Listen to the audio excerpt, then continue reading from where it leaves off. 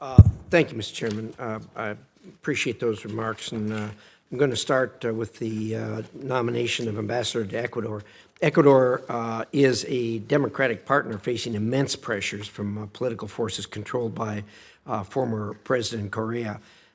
Bad Chinese deals made by Korea a decade ago, and violent Mexican cartels seeking access to Europe through the Ecuadorian ports. The United States has a national interest in a stable and prosperous Ecuador.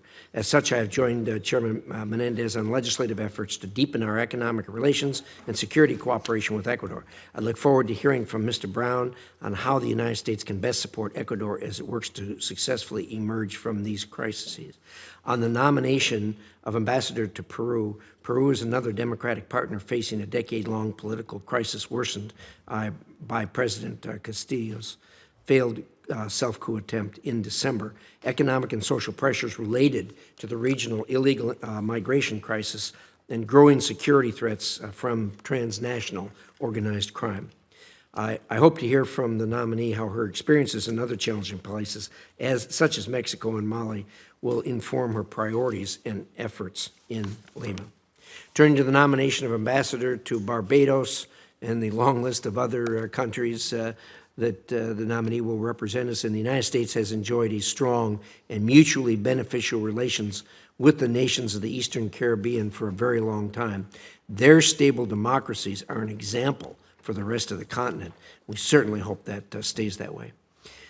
Overall in the region, despite our shared democratic values, the region is a battleground against malign influences from China and transnational criminal organizations. I look forward to hearing from the nominee on how we can maximize our shared values and interests to keep the Caribbean an open and thriving part of the Americas. Finally, turning to the nomination of Ambassador to Jordan, the kingdom is an essential U.S. partner in an often turbulent region. It's clear the Middle East is rapidly changing and strategic competition is alive and well. I think the king, who meets with us regularly, both myself and the chairman, works very hard to keep our relationship strong. We want to keep it that way.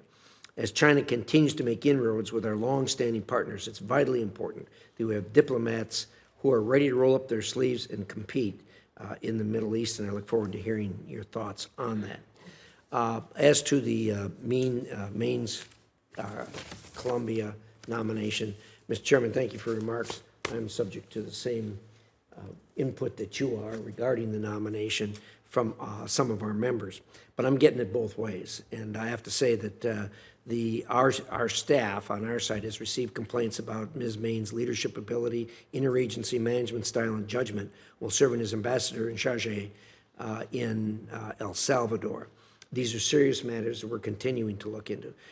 Moreover, the state IG conducted a board of investigation into her questionable leadership and judgment. While the state IG recently closed this investigation, I'm really disturbed that the Maine's was not forthcoming about the nature of the IG investigation on her questionnaire or in the meetings with my staff. We all know Columbia is critically important post. It requires the highest levels of leadership skill and interagency cooperation, and there are indications there that the country is not going in a good direction that we'd like to see. Given the aforementioned concerns, I have more vetting work to do before putting her on a hearing, and I'm not going to commit to that, to agreeing to the hearing, but you and I will discuss that some more. I will work in good faith in that regard, but I want to underscore the concerns I've got. Thank you, Mr. Chairman. Well, thank you, Senator Risch, for those remarks. Let me just say, with reference to Ambassador Maines, of course I respect your prerogative and your right to have serious vetting. I just hope that at some point the vetting can come to a conclusion, whatever that conclusion is, and that we bring the nominee before the committee and ask her tough questions at the end of the day, and that she has her hearing. But I'll look forward to working with you to get to that point. Thank you, Mr. Chairman.